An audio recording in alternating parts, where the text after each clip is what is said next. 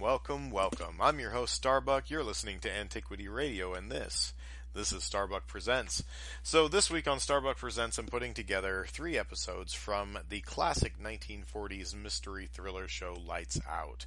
The show ran for several dozen shows, I think close to 100 shows, ran during the 1940s and was later readapted for the radio in the 1970s under a different name, The Devil and Mr. O. That show broadcasts weekly on Antiquity Radio, so make sure to check out the schedule if you want to listen to more of this.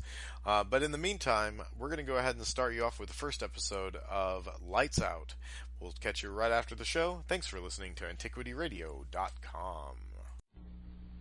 Ironized Yeast presents Lights Out, everybody.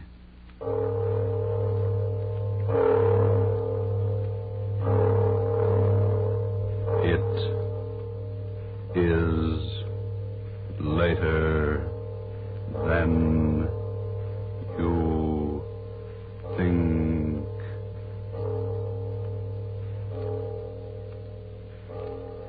This is Arch Obler bringing you another in our series of stories of the unusual.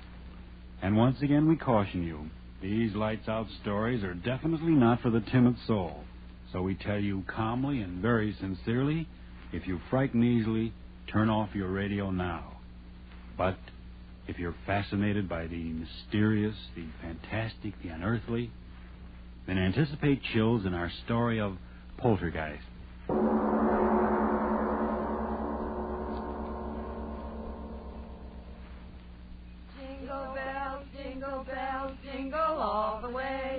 Oh, what fun it is to ride in a one-horse open sleigh. Hey, that was swell. Now let's go to town. St. Louis woman with her diamond ring, kicking that man around. No, stop that, Kay. What's the matter? Am I scaring the horse? Oh, it seems like a sacrilege singing a song like that out here. This beautiful, clean snow and blue sky. Well, what's wrong with a hot song to keep us warm? If you think the St. Louis blues is going to dirty up the snow, you ought to hear Frankie and Johnny the way I sing it. Oh, stop it, Kay. You're not funny at all. Why can't you enjoy the fresh air without that cabaret sort of thing? Oh, just an old-fashioned gal, eh, Florence? How about you, Edna? Don't you like my songs either? You haven't said anything for the last 5 minutes. Well, I haven't been listening to you, to tell the truth. I love to watch the snow sort of flow along under the sleigh. When you say that, gal, smile. Gosh, did you ever see more snow in your life? The man at the hotel said it had been snowing on and off up here for 2 weeks. I think coming out here to the country is the best thing we 3 have done since we started rooming together. Hiking in the snow is terribly healthy. Yeah, that's what I'm afraid of. The healthier I get, the worse I feel. Crazy idiot. She does say the funniest things, doesn't she? I always say that Kay ought to... Whoa! Hallelujah, we're here. Is this as far as we go, driver? That's right, miss. Can't go no further down this road account of the drift. Oh, my goodness. The drifts are too deep for a horse. How can we walk through them? I second the motion. Well, you young ladies don't have to worry none so long as you keep going down the valley over there. Snow ain't piled up that way all the way to Ma Jenkins. Oh, well, that's marvelous. Come on, girls. Let's get started. So long. Take care of yourselves, girls. Come on, Edna. Goodbye, Miss Gal. Well, listen to the snow talking at us. It's very dry snow. Our feet rub particles of it together, and the friction makes a sound. It's kind of scary, isn't it? Why? Oh, I don't know. It's just as if the snow was sort of trying to talk to us. I mean, as if it was angry at our trespassing. Hey, don't tell me we're trespassing. I don't want any country squire taking any pot shots at my constitutional amendment with rock salt. No, thank you. Oh, don't talk nonsense, Kay. We're not trespassing. Why, this path through the valley here over to Mrs. Jenkins' house is the favorite hike of everyone who comes up this way during the winter. What's Mrs. Jenkins got anyway that makes people walk their feet off? Wait till you taste her cooking. Eat. Oh, boy, let's go. It's awfully quiet out here, isn't it? Oh, that's the glory of it. I've had the roar of the subway in my ears so long. Okay, don't walk so fast. Come on, look what I found. Oh, come on, Edna. Oh, please. Let me take your arm. I'm getting out of breath. Well, take it easy. There's no hurry. Well, what is it, Kay? Look, through the circle of trees here. Look what I discovered. Well, isn't that interesting? It's a sort of a natural amphitheater. Sure. Say, who was this guy, Daniel Boone? What's an amphitheater? Well, that means an oval circling place with rising tiers of seats. It's, you know, like that place we went to for the horse show. Oh. Back in the times of the Greeks, they had outdoor theaters. Listen to the And professor. they made use of places just like this where the ground sloped up and made a sort of a natural arena or stage below. Theater. That's an idea. Sit down, gals, and I'll give you a special performance of the Cave Follies. It's awful snowy here, isn't it? I'll trample it down with my spring dance. Welcome, sweet spring. Isn't she a nut dancing in the snow? If I had that girl's energy. She's really graceful, isn't she? I'll bet if she went on the stage, Kay! she fell. Kay! Kay, did you hurt yourself? Oh, did I land on my dignity? Here, give me a hand. Here, I'll help you. There you are. Oh, did I take a flop? Did you hurt yourself badly? I'll live. What in the world did I trip over? Oh, no wonder. Look at that rock under the snow. No wonder I did a nosedive. Oh, My goodness. gee. There are rocks like that all over. A person could break their neck if they... Girls, What's the matter? What is it? Kay, the rock you tripped over. It's not a rock. What are you talking about? Of course it's a rock. Well, yes, but it's something more than that. It's a tombstone. Tombstone. Oh, no, it can't Look be. for yourself. It says, "Here lies buried the remains of one who, restless in life..." Stop. Don't read any more. Stop. And all these other stones laying flat on the ground. They're tombstones, too? Yes. Whew, what a place to pick to dance. What's the matter, Edna? What did you scream for? Kay, you danced on the grave. What? You danced on the grave. I saw you. I saw you do it. You danced on the grave. Okay. Edna, stop it. Stop Oh, it. what's come into her? Edna, stop acting Edna, like stop, that. for heaven's sake. Control yourself. Okay. Kay, I'm so sorry for you. You danced on a grave. For heaven's sake, stop talking like that. Sure, I danced on a Well, grave. yes, of course she did. It was perfectly accidental. And what if it wasn't? What of it? The poltergeist. The what? Edna Hanson, what are you talking about? What's that word you just used? Poltergeist. Okay, what have you done? You superstitious little fool. If you don't stop talking that way, I'm going to slap your face. What's the matter with you? I didn't do anything. You walked on the grave. You danced on the grave. Edna, what? be sensible. We all walked on graves, but it was purely accidental. Yeah. We had no intention of desecrating them. It doesn't matter, I tell you. It doesn't matter. The poltergeist. He'll come. I know he will. Oh, what's the use? She's crazy. Edna, what are you talking about? What's a poltergeist? What are you so frightened about? My father, he told me, if you walk on a grave, if you dance on a grave, the poltergeist. Poltergeist what? What is a poltergeist? An evil spirit. It comes out of the grave. It kills. It destroys. It'll kill us. It'll kill us all. Stop it. It throws things Oh, out. please. Lay off that. Will you, Edna. But it won't get me. I'll run Edna, away. come back I'll here. run away. She's gone insane. I'll get her. Edna. Kay, catch her. Edna. Edna, don't run away. Nothing will hurt you. Nothing. Oh, Edna, look out. Kay. Kay, what happened? That stone. It hit Edna. Edna. Edna, open your eyes. Blood. Blood all over her face. Kay, who threw that stone? Who threw it? I don't know. It came from the graveyard.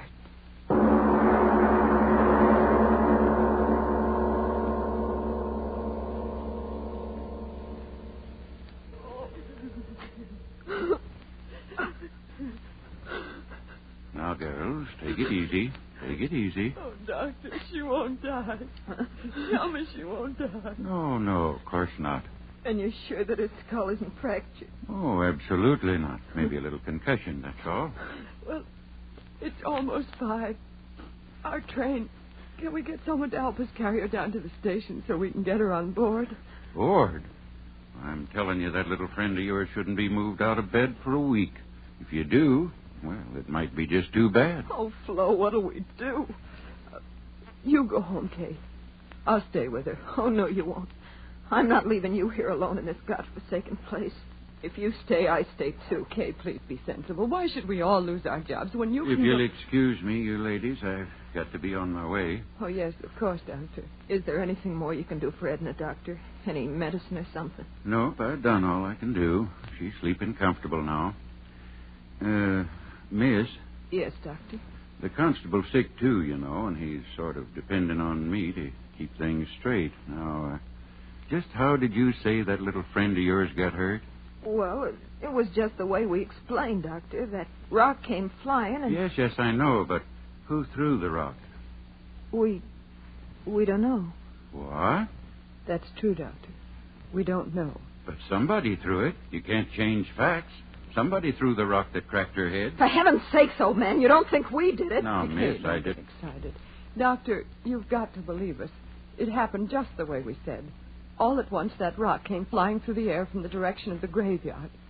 It struck Edna, and we just didn't see who threw it. All right, if that's your story. Well, you better stay in your rooms here. I mean, you better not be leaving until the constable's on his feet and has a chance to talk with you. I'll be back in a few hours and see how the girl is. He doesn't believe us. What difference does it make? We know what we saw. But what did we see? She was running. She fell.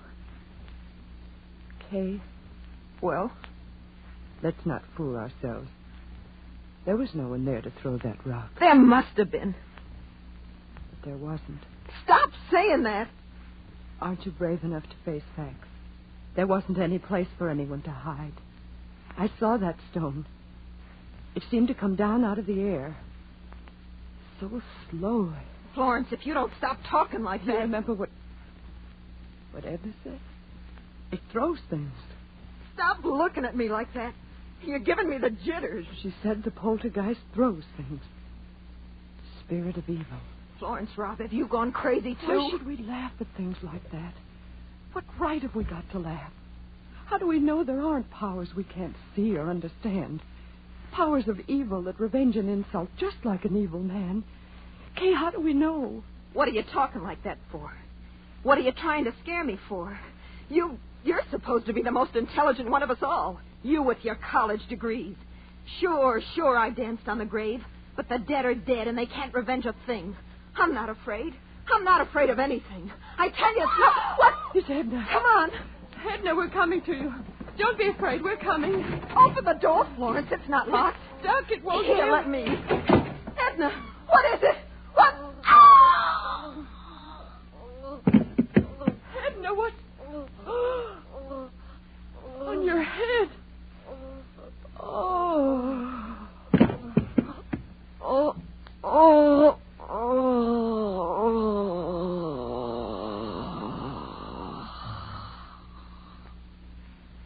Hey, what's going on here? I run a decent place, and I don't want you...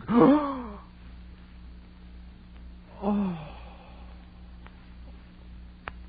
The girl on the bed. Her head. It's crushed flat in by a rock. God in heaven. It's not a rock. It's a tombstone.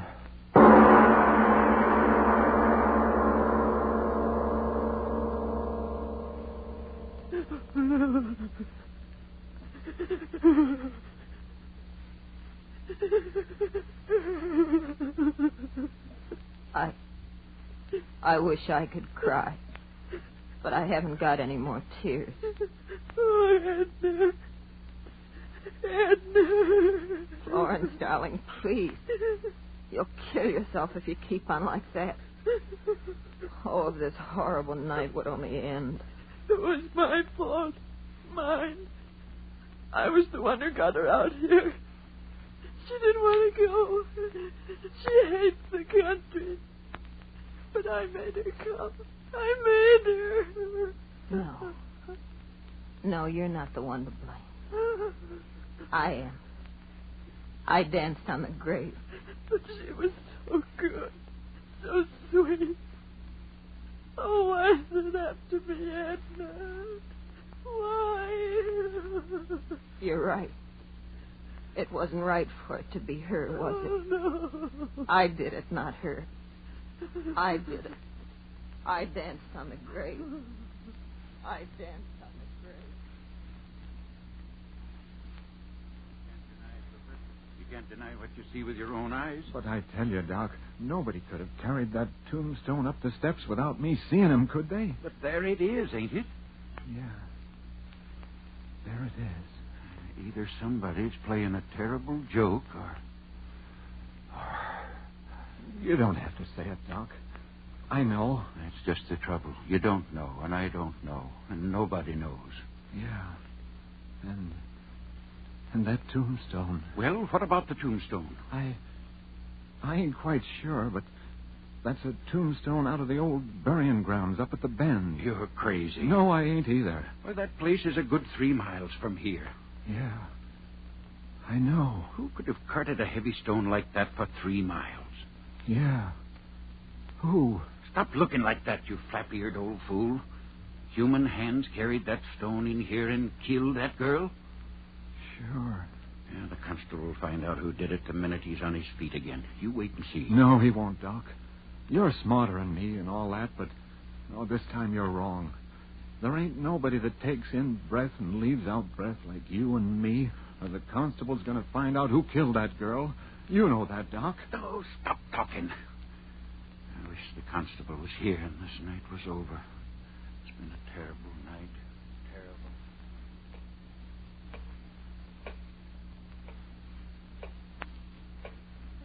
Terrible clock. Ticking. Yeah, I know. I've been sitting here listening to it. I can't stand it anymore. I'll stop it. Why bother with it? Come on to bed, Kay. Please. There's no use sitting there. It won't help her. Yeah. Nothing can help her. But maybe I can help you. Me? It was my fault. Mine. I was the reason it happened. It killed her, and it'll kill you and me, too, unless I stop. No, don't say that. It's true. But why should you be hurt? I'm to blame, not you. Listen, Flo. I'll go out there. There? Out there to the graveyard. What? I'll talk to it. Kay. I'll tell it I didn't mean to do it. No. That I didn't know where I was dancing. Please. Maybe somehow it'll hear, listen to me, and then it won't hurt Oh, you. no, I won't let you go out there. It'll kill But you. Florence... It'll kill you, too. But Florence... No, I'll hold you. You can't go. You can't. All right. Come on to bed, Kay, please. In the morning things will be different. But it won't. Nothing will hurt us. And then they're right outside the door. They won't let anything get at us. Oh, please, Kay, please come to bed. Yeah. We'll pray. Pray? I don't exactly know how. Just say anything. Anything. Like this. Now I lay me down to sleep. I pray the Lord my soul to keep. If I should die before I wake, I pray the Lord my soul to take. Now you. If I should die before I wake, I pray the Lord my soul to take.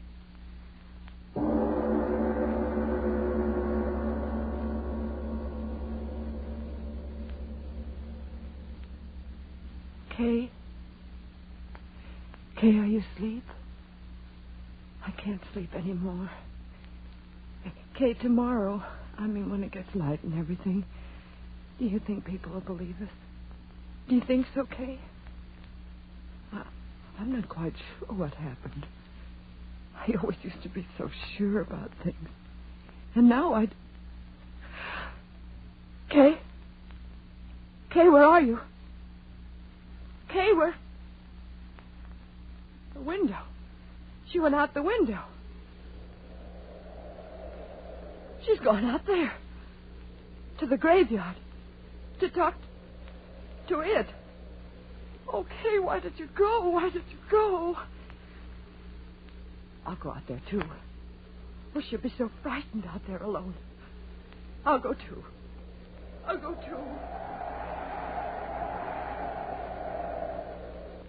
Oh, so cold. My hands. snow so sharp, cutting my legs. Oh, why did you go out there, Kay? Why did you? I've got to find you. The wind. Oh, why doesn't the wind stop? Blow, blow, thou winter wind. Thou art not so unkind as... Oh, I've got to find you, kid. I've got to find you. It's snowing. I love snow. Edna didn't like snow. Where are you, Kay? Where are you? I've lost my way. I've lost the road. Where are you, Kay? Kay, where are... Oh, Kay. I heard you, Kay. I heard you. I'm coming to you, Kay. We'll talk to it. We'll talk to it together. We'll tell her we didn't mean any harm, won't we, Kay? Won't we? Poor Edna. We can't help her, Kay. We can't help Edna. But I'm coming to help you, Kay. I'm coming. I'm coming.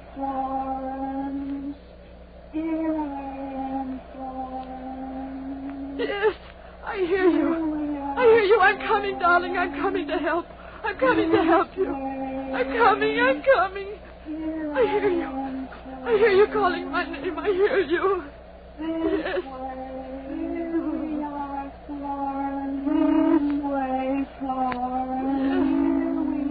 Yes, I hear you. I hear you. Where are you? Where are you? No! No!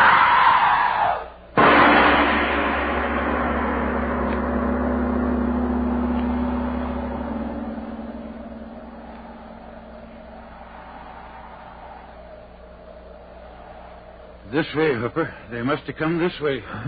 Climbing out the window like that in the middle of the night. They must have gone crazy, the both of them. Well, let's not worry about that now. We've got to find them. Here, give me that lantern. What is it, Doc? What have you found? A shoe. One of the girl's shoes. My gosh, stuck in the snow. We're going the right way. Come on, move fast. We've got to get to them. Doc, look at this. What is it? Over there. Ain't these footprints? Yes. Yes. Yes, that's right. Footprints. Hello! Up ahead! Hello! Doc, we're getting pretty close to the old burying grounds. Well? Maybe... Oh, look here, Doc. Let's not be fools. Let's wait till morning. What? Let those frightened girls freeze to death? Get along. But, Doc, You come with me, or the whole town will know what a yellow-livered no-good you are. All right. All right. You don't have to get so sore, Doc. Hello? Hello? Anybody up there? Hello? Doc! Doc, look! What? There they are. Up ahead. Glory be, they're alive. The both of them. Come on. Doc. Doc, look at them. That's the burying ground up there. And they're dancing. Dancing on the graves. What? They must be out of their heads. Come on. We've got to stop them. Doc! Doc, wait for me. Oh, Doc, it's dark again. Where are they, Doc? Where are the girls? Have they stopped dancing? Yes. Huh? They've stopped dancing. Did they ever dance? What are you talking about, Doc? We saw them. We saw them dancing in this place with our own eyes. Did we? The moonlight. Here it comes again. See with your eyes again. Oh, no. Both of the girls froze stiff to the ground, each with her head crushed by a tombstone.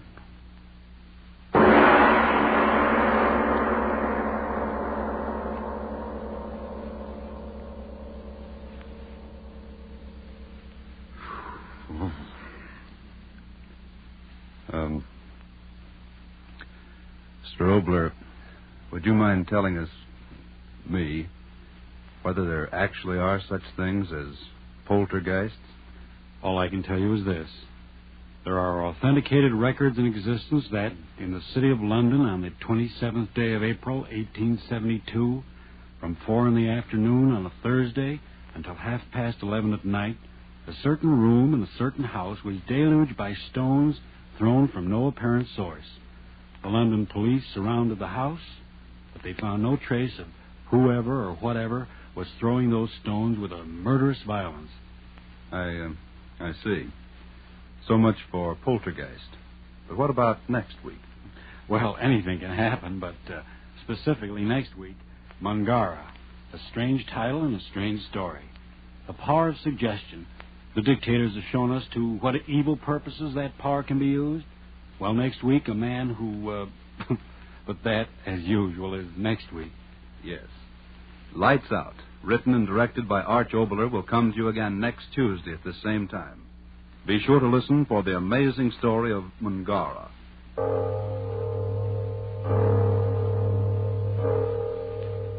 It is later than you think.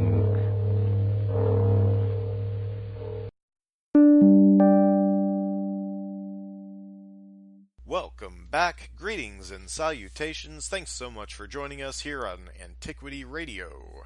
I'm your host, Starbuck, and we've been playing Starbuck Presents. It's my show where I try to bring you something cool, and I would say cool and new, but it's really just something cool and super old every week. So check it out. Sundays, Fridays, Saturdays, and Sundays, I've got Starbuck Presents airing. This week we're doing a special show with episodes of the old-time radio classic Lights Out. The episode that you just listened to was called Poltergeist, and coming up next I have another awesome episode. This one's called The Coffin in Studio B. So stick around, stay tuned in, check us out antiquityradio.com, go to Facebook, like us on there. I even have some YouTube archives up, so make sure to go ahead and check that out. Again, that's antiquityradio.com, and now here is Coffin in Studio B by Lights Out. Lights out. Everybody.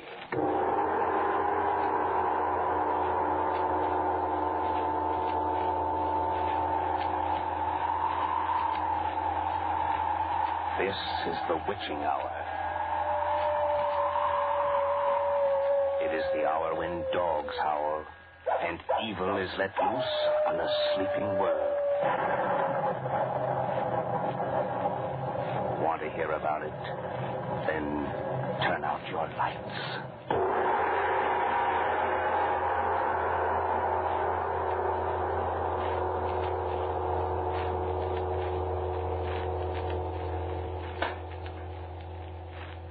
The National Broadcasting Company brings you Lights Out, a revival of the 8 best stories in the series which many of our listeners will remember. Willis Cooper is your author, and Albert Cruz, your director. Sit in the dark now and listen to Lights Out.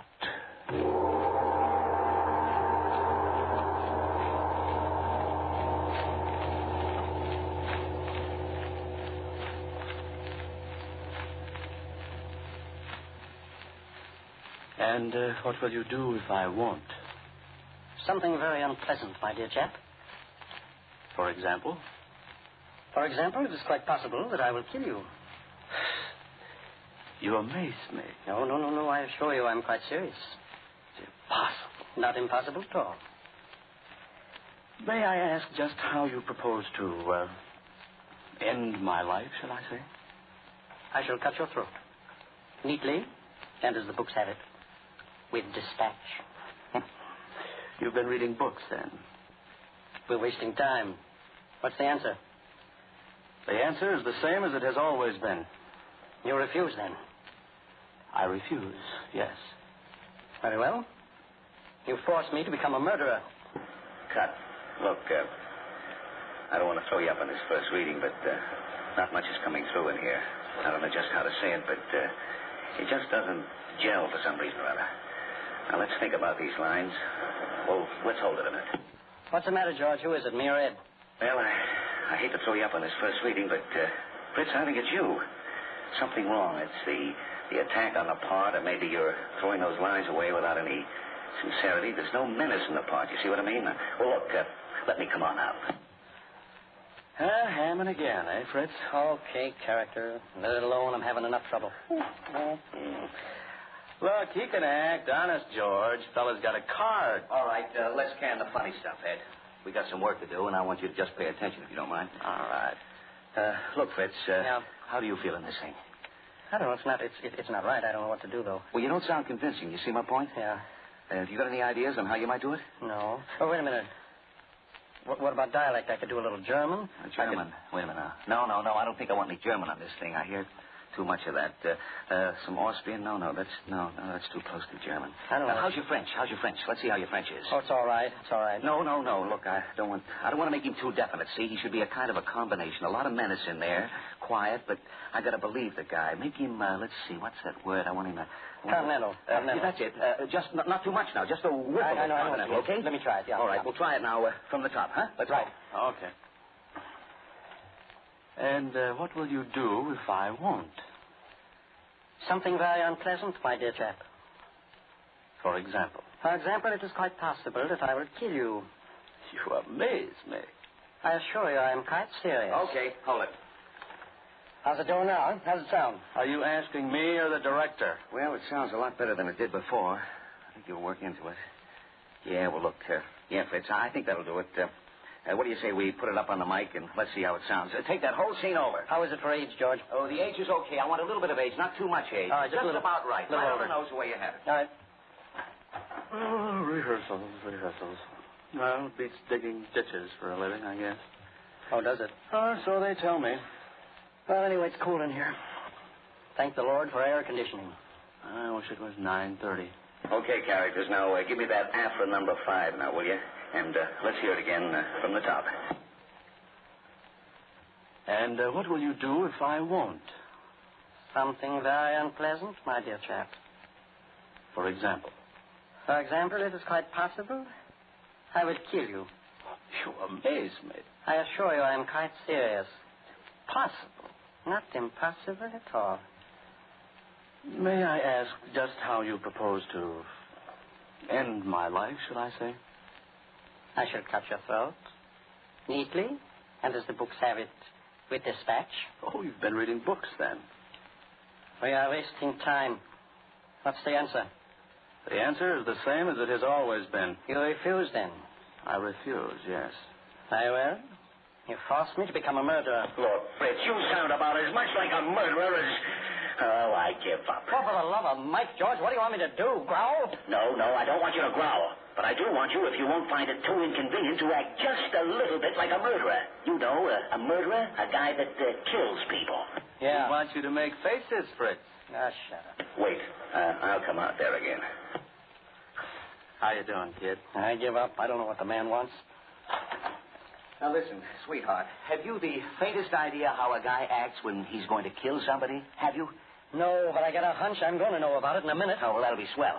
Because the way you're doing it now, a guy'd think that you're Ed's brother or something. Oh, now, listen, get it through your thick skull that we got a show in a few minutes. We're going on the air, radio, remember, you see?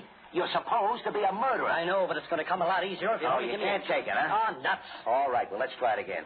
Take it from that line. The answer is the same as it has always been, Ed. Go on. All right. The answer is the same as it has always been. You refuse... Pardon me.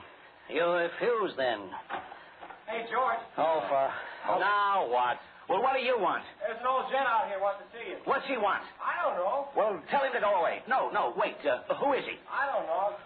How can I keep a character? I don't know. Sometimes I wonder. And he says he wants to see Ed, not you. Who is he? Won't give his name. Probably some guy that you owe money to. You should talk. Well, look, tell him Well, listen, we're right in the middle of a rehearsal. Go ahead and talk to him, Ed. We can smoke a cigarette or play tiddlywinks. Oh. But listen, you tell him to make it snappy. We got a show to get on. All right. Tell him to come in here, Horace. Go right in. Well, there you are, Mr. Henley. Good evening, sir. Good evening. Why, I don't believe I've ever had... Don't know me, eh? Well, I know you, Mr. Henley.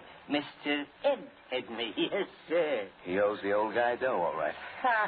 I'm afraid I don't know you, I sir. come up to show you my book. I figured you'd like to have a look at it now while you have the chance, just in case you had any choice. Folks don't often have the choice, you know. Choice? Choice of what? Now, here, let me show you the book. I won't be a minute. I don't like to disturb your work, you know, but it's got to be done, I guess. Now, this one here... Ye gods. Coffin. What? Coffins. Look, it's a catalog of coffins. Caskets. Huh? Yes, that's right. Yes, sir, the neatest line of caskets in the country. And nothing but the best. No, sir. Now, looky here. This number, A1436, ain't it? Yes.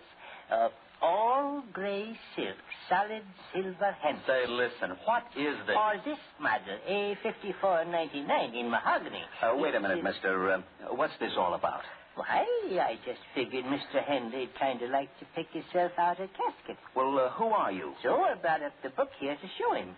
I got my tape measure right here in my pocket. It's a rib, George. Somebody sent him up here. Oh, yeah? No, nobody sent me. I just thought Mr. Henley... Well, look, Mr. Henley's busy. We're rehearsing a radio show here, and we've got just a few more minutes before we go on the air. So if you don't mind... I know. You're rehearsing Lights Out. I know all about it. Listen, every Saturday night. I like it. All about ghosts and corpses and things. Yes, sir. Well, that's fine, but we've got work to do now. Well, I'll get right out of here. Just as soon as Mr. Henley makes up his mind. Now, this A1436 that I was showing Listen, you... mister, I don't want to buy a coffin. I've got no use for one. Do you get me? Solid silver handle. George, this guy's screwing. Oh, no, sir. Now, wait. I got some pictures here in colors, if you like something a little fancier. Just a minute, how do I find it? Fritz, go get Horace and have him get this old gent out of here. I think the old guy's crazy. Yeah, okay. Mister, did somebody send you up here to see Ed Henley? Send me? No, sir. I told you. I thought it up my own self. Now, this here age 6782 with the bronze plate on top. How do you like that? Pretty nifty, ain't it? Yes, sir. Listen, I've told you I don't want a coffin. Or you can have it with solid silver plate, if you like that better. If I were you, Ed, I'd get the one with the silver plate. Huh? Oh, yes. Yeah, I'd rather like that one with the silver plate. Mm-hmm, that's the one, all right. H6782A with solid silver plate. Yes, sir. Well, that's all I wanted to know. Yes, sir. That's what I come up here for. Thank you kindly, Mr. Henley. I think you'll find it very satisfactory. Sure I will. And thank you, sir. I'll be going now. Thank you ever so much. Sorry to interrupt you. Goodbye. Goodbye, gentlemen. Thank you very much, Mr. Henley. Well, I wonder what goes with that guy. Whose idea was that? No. It's all right, Fritz. He's gone now. We don't need you, Horace. Huh? Where'd he go? Well, he just went out that door a minute ago. Didn't you see him? No. He must have went the other way. He went out that door right there. Oh, that's funny. We didn't see him. Listen, Horace, was that your idea? Mine? Oh, gosh, no. Hey, I know. It was one of the announcers. Wisecracking guys. Well, I don't think it was so funny myself.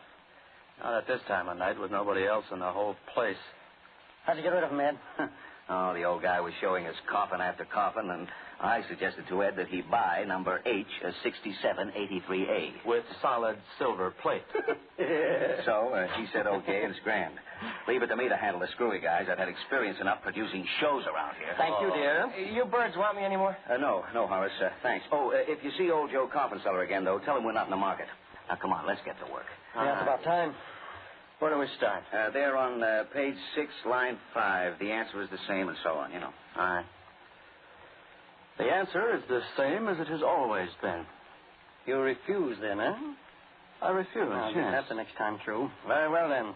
You forced me to become a murderer. No, you forced me to become a murderer. You forced me to become a murderer. Go on. I don't know. You know the penalty for murder in this country? Put down that knife. You have had your last chance. Oh. No, don't kill me. I warned don't. you. I warned you, but you would not listen to me.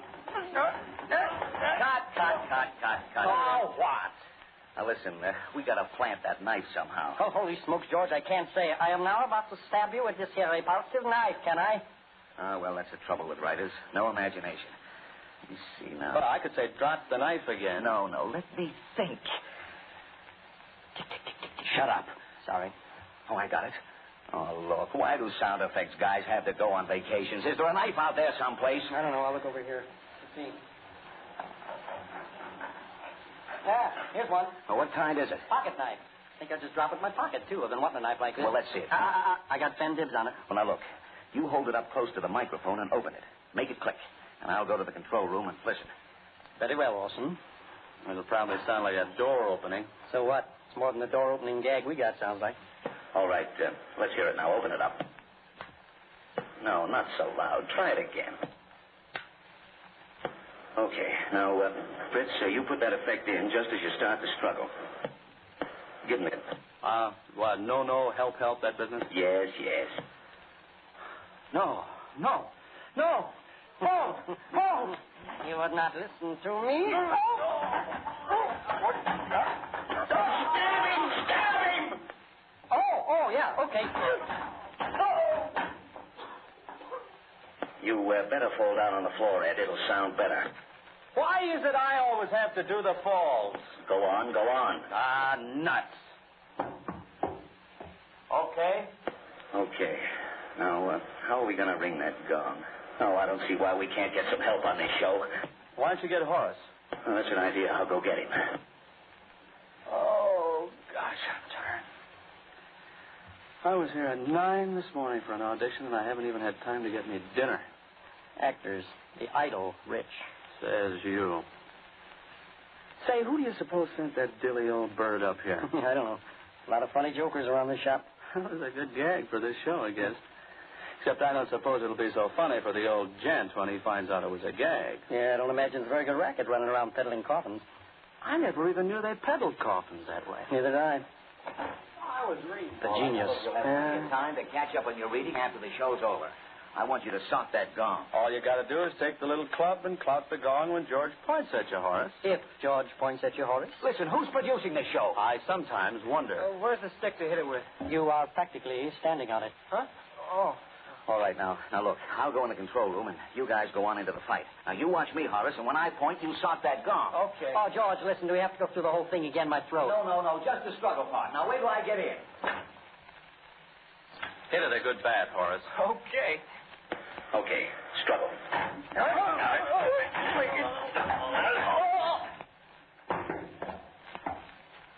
Well, pay attention, dummy. Will you hit that gong? Oh. Excuse me, I was watching Ed and Fritz. Well, look, you watch me from now on. I'll give you the cues, and you do them. You got it? Okay. Go ahead, struggle.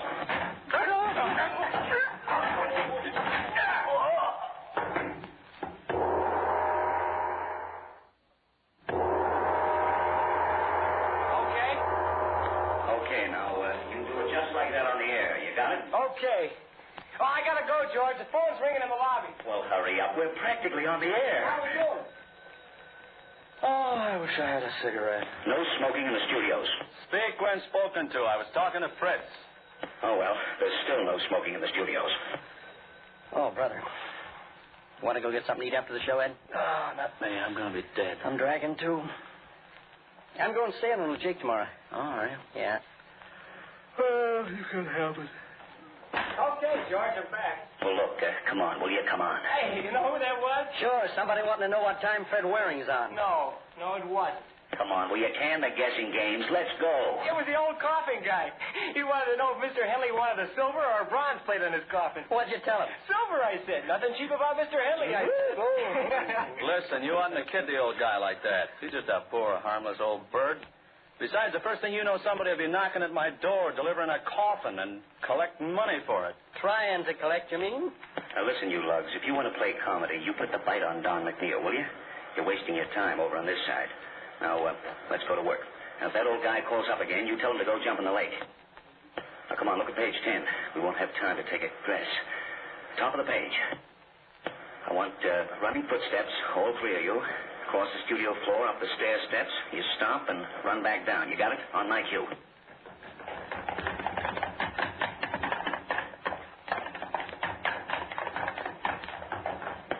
Okay, hurry up now.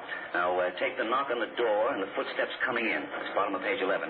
You do the knock, Ed. Horace, you open the door. And Fritz, you do the footsteps. You got it? On my cue.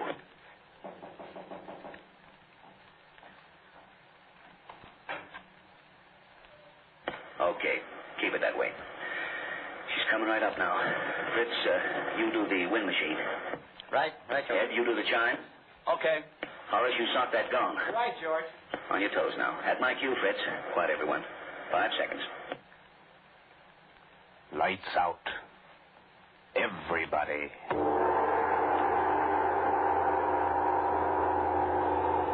This is the witching hour. It is the hour when dogs howl and evil is let loose on a sleeping world. Want to hear about it? Then turn out your lights.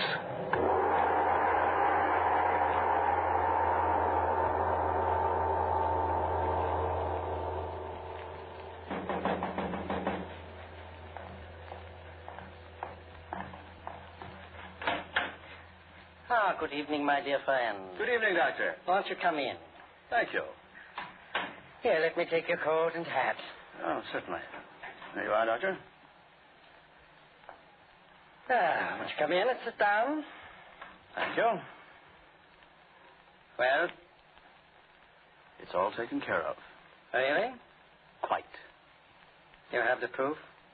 Well, of course, you realize, my dear friend, I cannot be expected to carry out our little arrangement unless I have proof. yes, I was reasonably sure of that. And so? There is a hat crumpled in the left-hand pocket of my overcoat. A hat? His hat. I think you'll find that it has a bullet hole through the crown, and there are several bloodstains. Oh, fine. You don't mind if I look for myself? Oh, of course not. That's why I brought it, you see. Yes. Apparently a very neat job. I specialize in neat jobs, Doctor. Do you mind telling me how it was done? Not at all. I waited for him in the driveway of his house. Cold, too, tonight. He left his car at the gate and walked up to the house.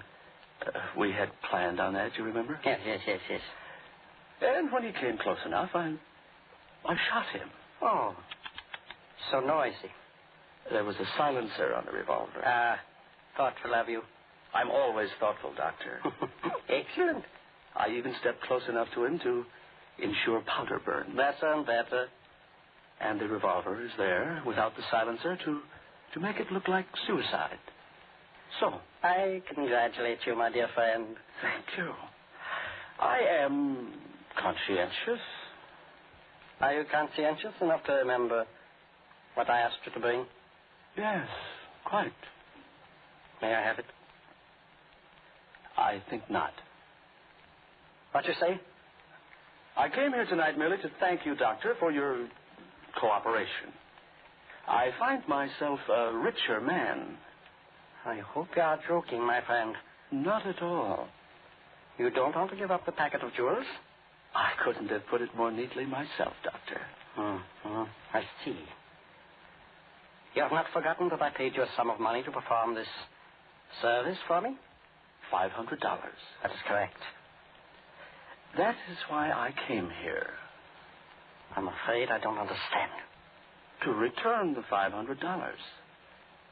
You see, Doctor, I have decided to keep the jewels instead. I see. Would you care for a drink?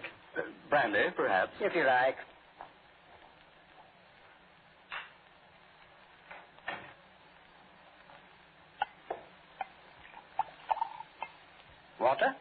No, thank you, no.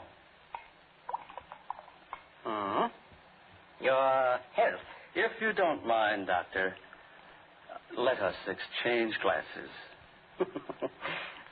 You are a remarkably suspicious man. I have to be, if you please. Oh, quite.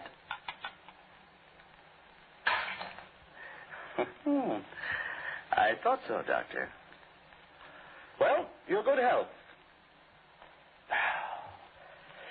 And now I'll be going, if you don't mind. Oh, must you go, really? Yes. Here are your $500. My offer is still good.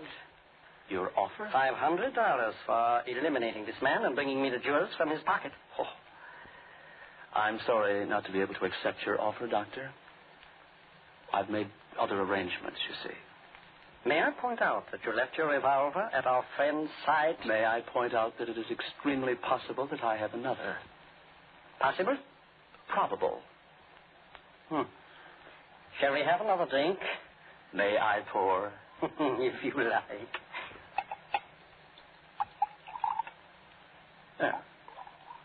Enough. Thank you.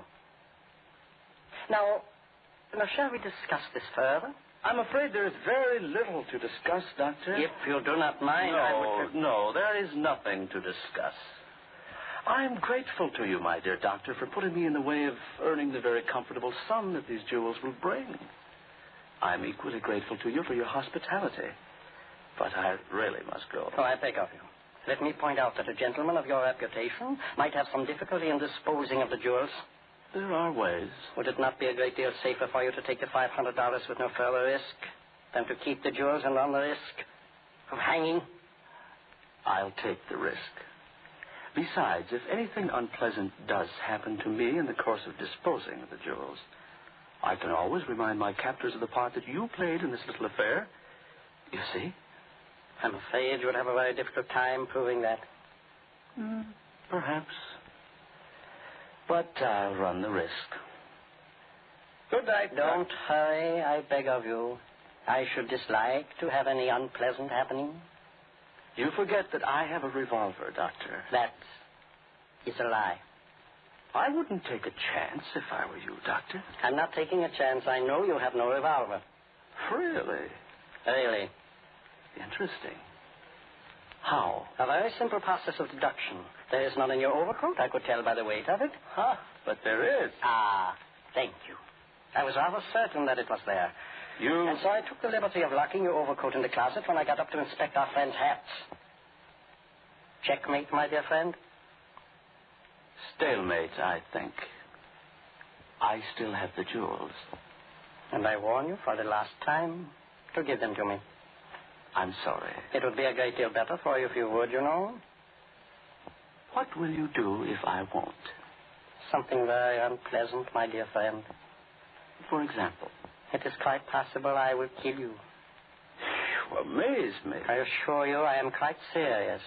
Impossible. It is not impossible at all. May I ask just how you propose to, end my life, shall I say? I shall cut your throats, neatly and as the books have it, with dispatch. You've been reading books, then? Come, you're wasting time. What's the answer? The answer is the same as it has always been. You refuse, then? I refuse, yes. Very well. You force me to become a murderer. You know the penalty for murder in this country, Doctor. Put down that knife. You have had your last chance. No. No, don't kill me. I warned you. I warned you. No. You would not listen to me.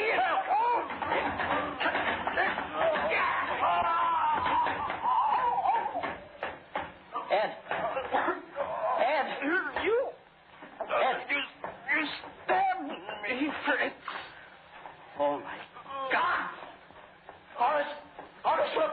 The knife slipped. I didn't mean to cut him. I cut him. Blood. You've really killed him, Fritz. Oh, no. No, I just got here in time, didn't I? Yes, sir. Model 86782 with silver plate for Mr. Henry. No! Yes, sir. Just bring it right in, boys. Mr. Henry's all ready for it.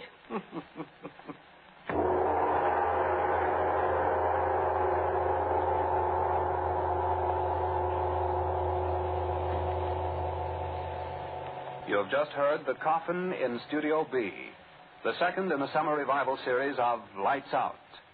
In tonight's cast, you heard Bob Murphy as Ed, Sherman Marks as Fritz, Don Gallagher as George, Jack Bivens as Horace, and Charles Eggleston as the coffin salesman. All right. You can turn them on now.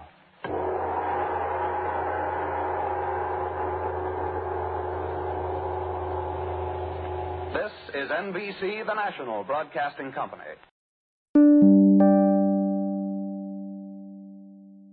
Welcome back. You're listening to AntiquityRadio.com. This is Starbuck, and you're listening to Starbuck Presents. That episode of Lights Out was called The Coffin in Studio B. Coming up next, I've got another, or I should say one more, of these fantastic Lights Out episodes. The next one is called Paris Mccobb, and this was definitely my favorite of the three that we're airing today.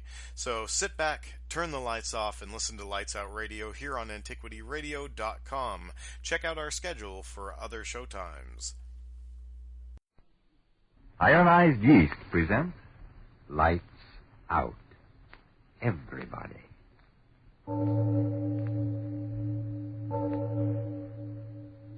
It is later than you think.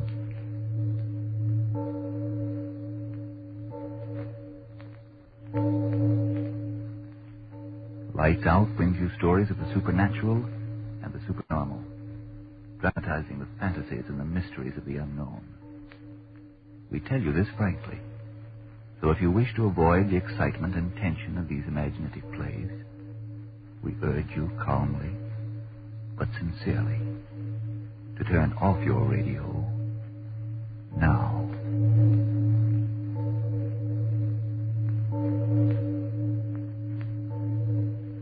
This is Arch Obler. Tonight we bring you a story of the Paris pre the Hitlerian New Disorder, the Paris of lights and fun and strange adventures. It's a story of two college boys on the loose in Paris. But before we begin, Frank Martin with a question. Are you too tired to work, too nervous to sleep, too thin and run down to make friends or keep them? Well, no wonder you're discouraged. But cheer up. Maybe like thousands of other Americans nowadays, you simply need more vitamin B and iron. If so, try ironized yeast tablets. They're a cinch to take, cost but a few pennies a day, and do they help? Today, thousands who used to suffer from vitamin B and iron shortage tell how quickly ironized yeast helped them gain glorious new strength and pep and pounds. How today they really enjoy life. Friends, did you get that name? It's ironized yeast tablets. And now, lights out. Everybody.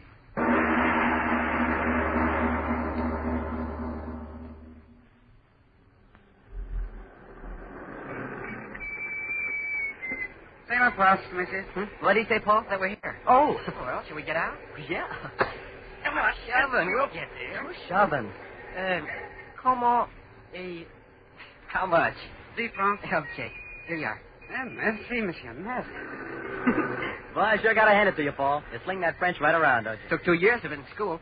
Vive la France. Yeah. Oui, oui. How you doing? Oh, boy, what a time. How you gonna keep 'em down on the farm after they see Paris? Oh, how Hey, you wait gonna a second. keep... Pipe down. It's almost midnight. Oh, anything goes in Paris. I hope. Come on, let's go in. It's the right address, isn't it? Yeah, I suppose it is. The card says 505 Rue de la Poupe or something. Okay, let's climb.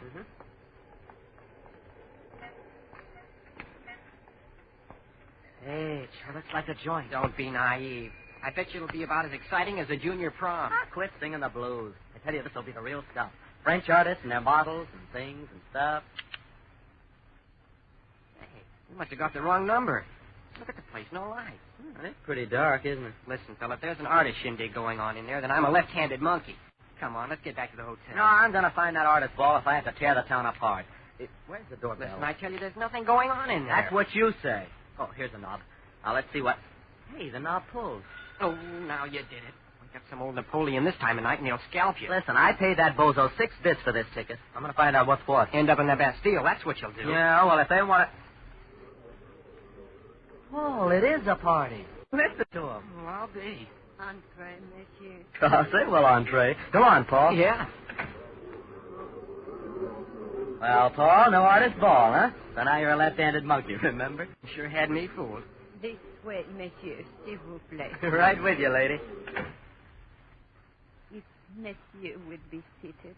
Well, can't we go right in? We've got tickets. Yes. Soon you will go in. You will wait.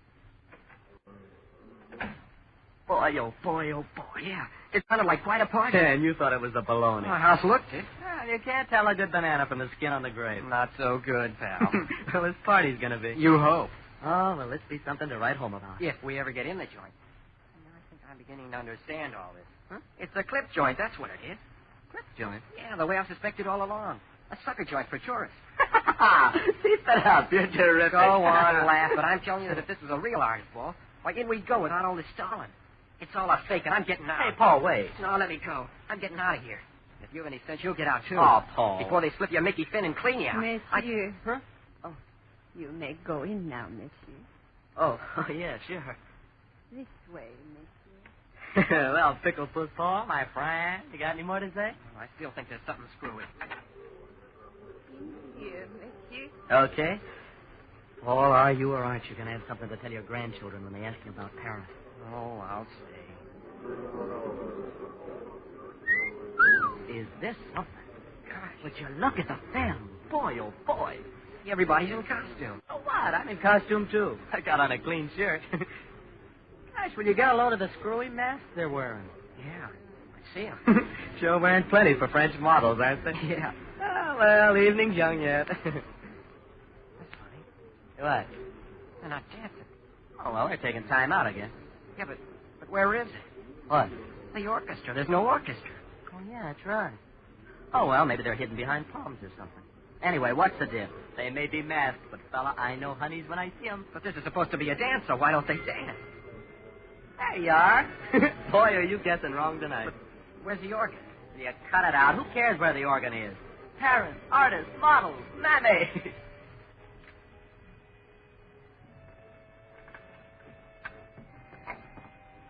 Dancing. You look at them. Come on, let's cut out a couple of fillies and do a big apple. Yeah, but look at the way they're dancing. Huh? Never saw a dance like that. Yeah. Me neither. They sort of glide. Yeah. Jerry. What? It's funny. No one's talking now. Yeah. They sure take their dancing serious. And the music. Well, it sure is funny music for an artist ball. Did you say this was going to be a wild party? Oh, they look like artists. Don't act like them. Oh. Sure is funny music. Let's beat it. No. I want to find out what this is all about. Men and women dancing so quiet, funny music. Let's go, Jerry. No, I want some answers first. I want to know why... Monsieur, Uh-huh. you would like to dance? No, not me. And you, monsieur, you would dance? Well, yeah, but... It would be as you wish. As you wish. Well, no, wait. What kind of a ball is this? These people, what kind of music... Hey, old lady, come on back here. Come on, Jerry, let's get out of here. What are you talking about? I paid dough for this ticket. I'm going to get one dance out of it. Jerry, don't be a fool. And don't you be a lily. What's there to be scared about? This is Paris, fella. Anything goes. Hey, look, there comes the old lady with my dancing partner.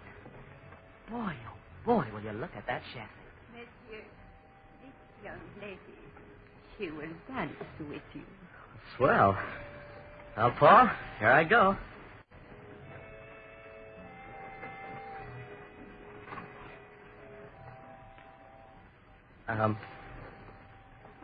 You're a good dancer, aren't you? Gosh, I suppose you don't speak English, do you? I understand you, monsieur. You do? Oui. Say, that's swell. Oh, lady, I've got more things to ask you than a psych professor doing an IQ on Einstein. Oui, monsieur? Well, I mean, this goofy music. And, why doesn't anybody talk? And when are you going to take off your mask? Midnight? Midnight? That's not far off, is it? Not far off. Say, how about slipping your mask up a little and let me have a sort of a preview? No. Okay, I was just asking, that's all. Say, you sure couldn't Big Apple to this music, did you? There is still time for you to go. What? There is still time for you to go. Go? Well, why should I go? Gosh, I'm just starting to enjoy myself. I can give you only one warning. Warning? Warning of what? You are very young. Yeah? Well, I'm old enough to know all the answers. And if you don't think so, suppose then you and me... One warning I can give you. And it has been given. Listen, if you're trying to warn me that this is a clip joint, well, I'm not worried. All my dough's in traveler's checks anyway. So, if somebody wants to steal my pants, okay. It's a two-pants suit anyway. Hey, look. Look, can you tie that? It's my pal. He's dancing, too. Hi, Paul. How you doing? All right, I think. What do you mean, you think? Well, my partner won't talk. Well, maybe she doesn't like your line. No one here speaks English, I guess. Mine does. Don't you, beautiful? Jerry, after this dance, what do you say we go? Will you listen to that, beautiful? Me with you in my arms and he wants to go. Jerry, listen. No, you listen to me. Beautiful here tells me she's going to unmask at midnight. And it's only a couple of minutes, too.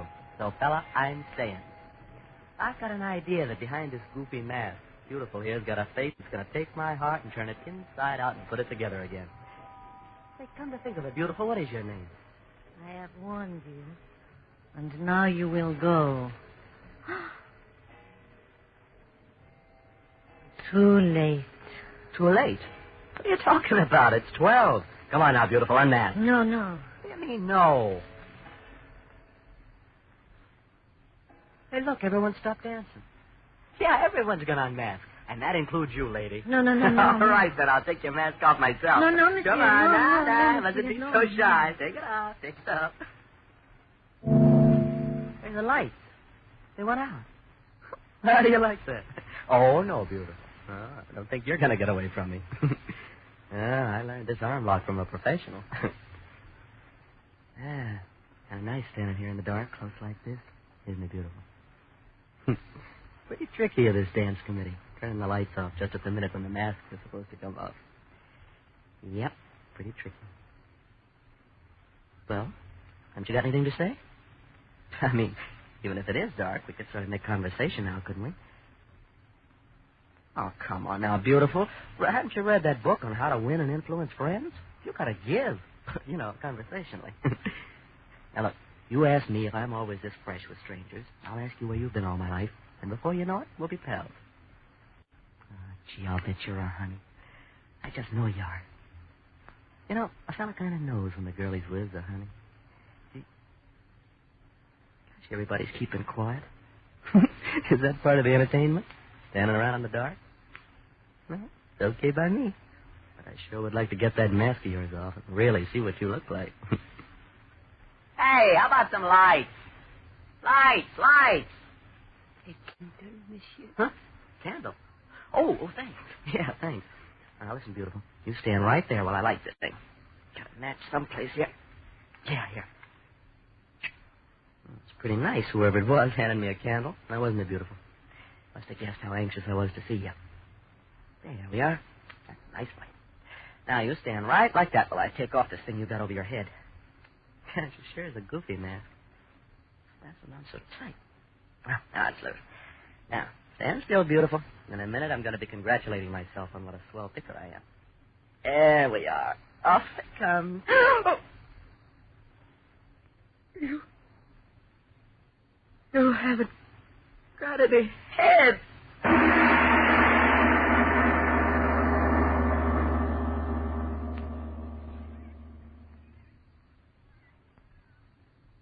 Ladies and gentlemen, you, I, all of us, I know would like to be reassured that we're here and not in Paris, so supposing we relax, take a deep breath, and consider something quite close to home. This problem of a very pretty young lady. Why does everybody keep talking about vitamin D and iron? Well, I know I'm too thin and always tired and nervous and all in. I suppose I'm cranky, too, but what could vitamin D and iron have to do with it? Why, miss, authorities explain that when you don't get enough vitamin D from your food, you may lose your appetite, not eat all you need. Or you may not get all the good out of your food. Well, naturally, then, you lose weight, lose your pep and ginger. And when you don't get enough iron out of your food, you may be weak and pale, feel only half alive. Sounds reasonable. Well, how can I get more vitamin B and iron if I need them? Try Iron Eyes yeast tablets. They're the famous two-way tonic that gives you both vitamin B and iron. They've been astonishingly beneficial to thousands who need them. So, if more vitamin B and iron is what you need, by all means get Iron Eyes yeast tablets right away, tonight. Then see if pretty quick you aren't saying, It's glorious to feel so peppy and good. Everybody says I look like $1 million, too, since I've gained the pounds I needed. My, how glad I am I tried Iron Eyes yeast tablets. And now back to Lights Out and the story of the two boys who went to Paris.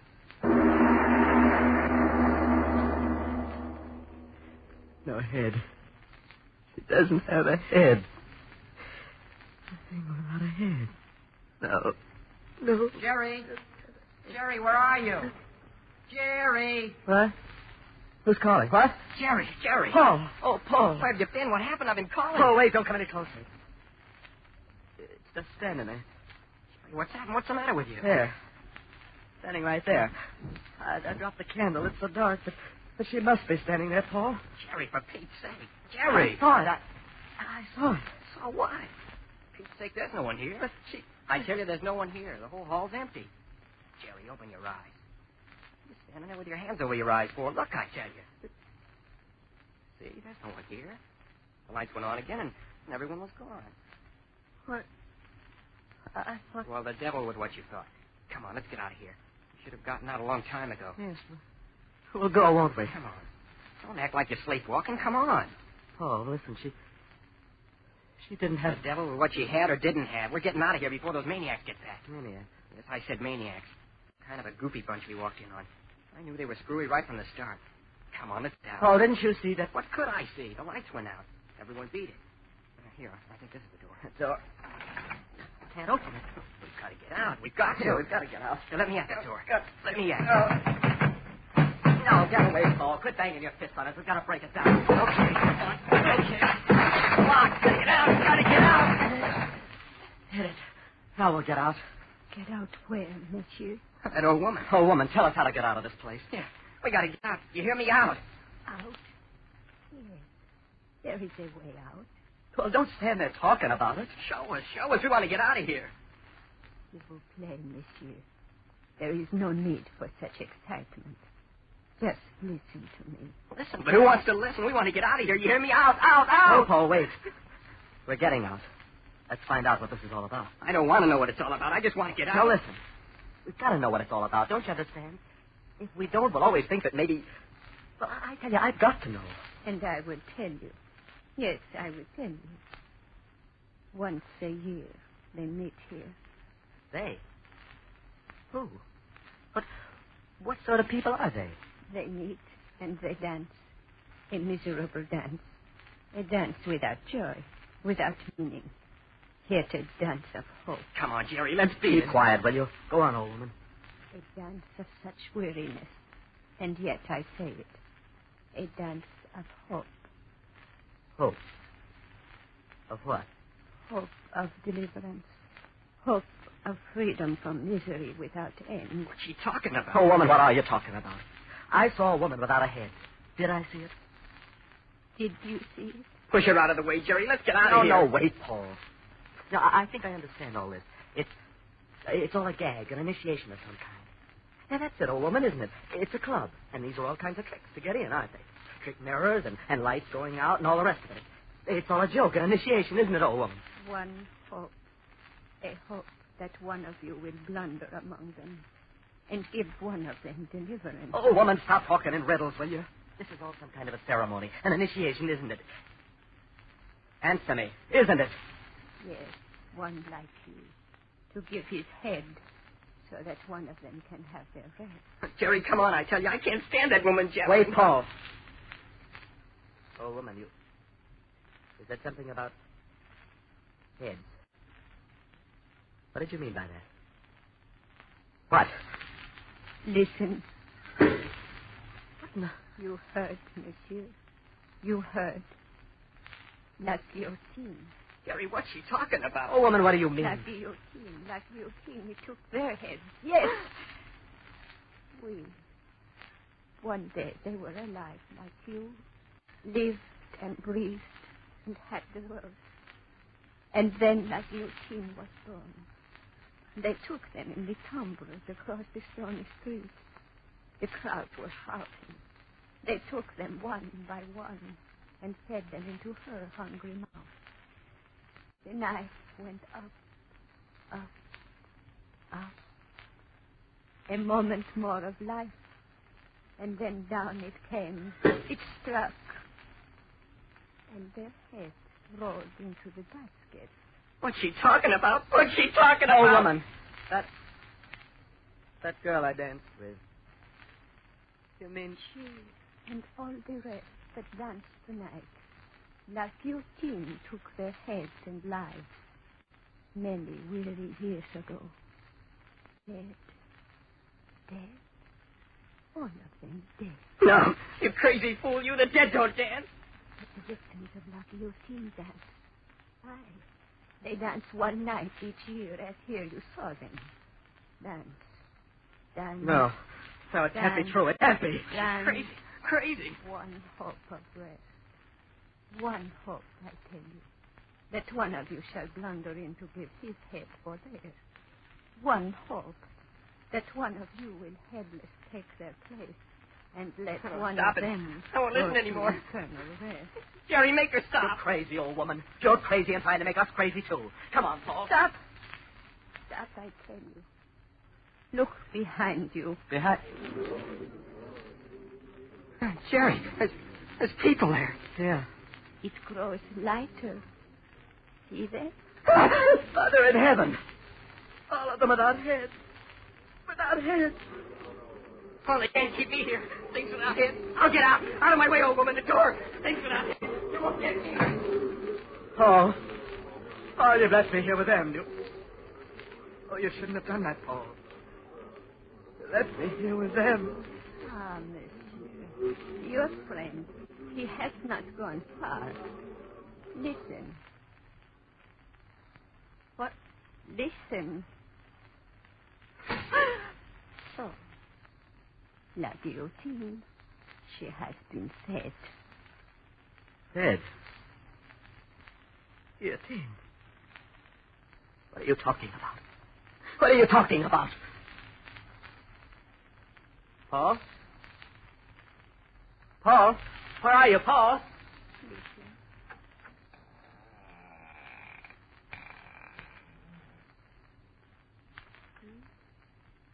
Your friend is well. Paul. Oh, Paul, you're all right. You're all right. Paul? Why do you stand there in the shadows? Paul, why do you stand there like that? Paul, come closer. Yes, he will come closer.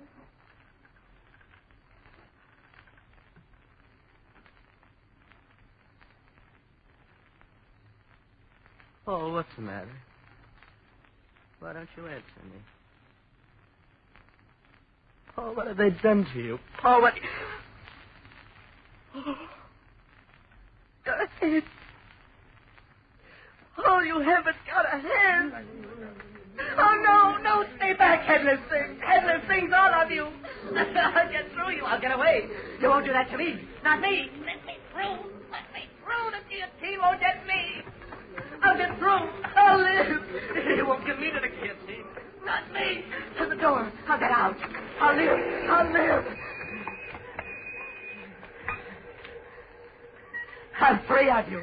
You things you, I'm free. I got away. I got away. If he won't get me, I'll live. I'll live. And that thing won't get me. Look out. Look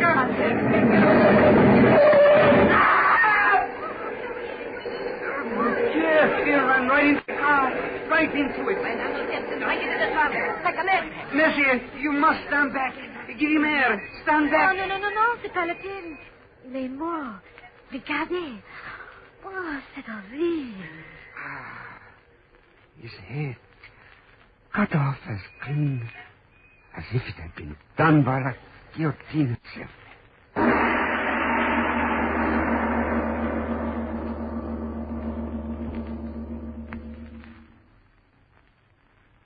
Well, Mr. Obler, so now you think that the past can come back. It does very definitely in many, many ways.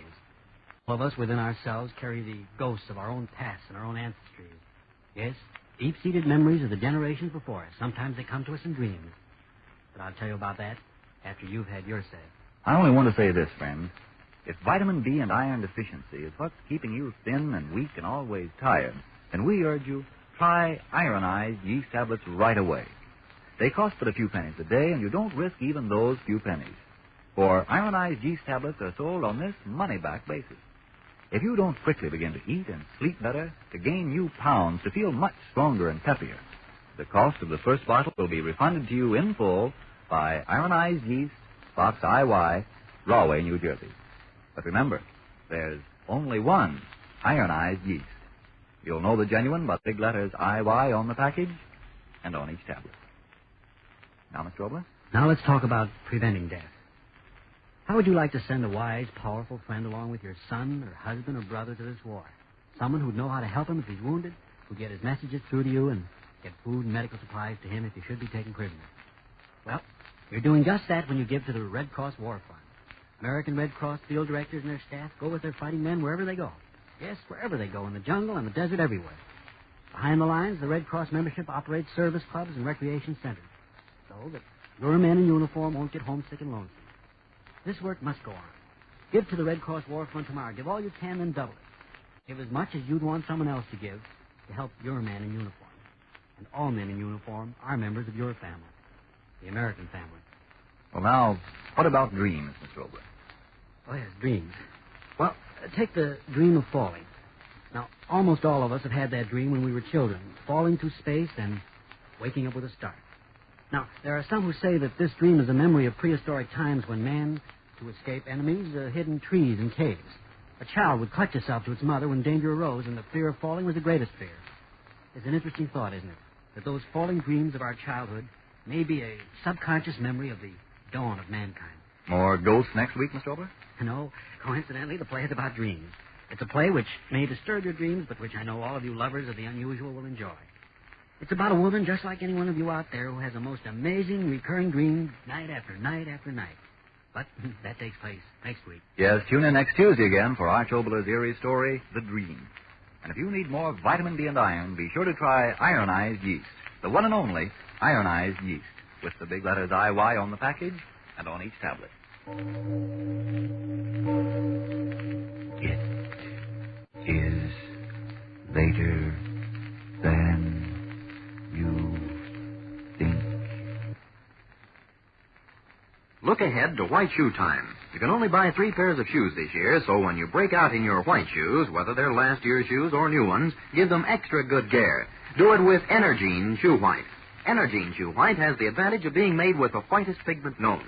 This special white pigment gives Energine Shoe White a creamy-like texture, so it spreads easily and evenly over your shoes, gives them a uniform white coat. The special white pigment also gives your shoes an extra whiteness that results in more satisfactory wear. For the proper care for the white shoes you wear, remember Energine Shoe White. This is the Columbia Broadcasting System. And that's our show for the week. Thanks so much for listening to Antiquity Radio. I'm your host, Starbuck, signing off. I will catch you the same time next week for an all-new episode of Starbuck Presents. Thank you so much for listening. Have a fantastic week.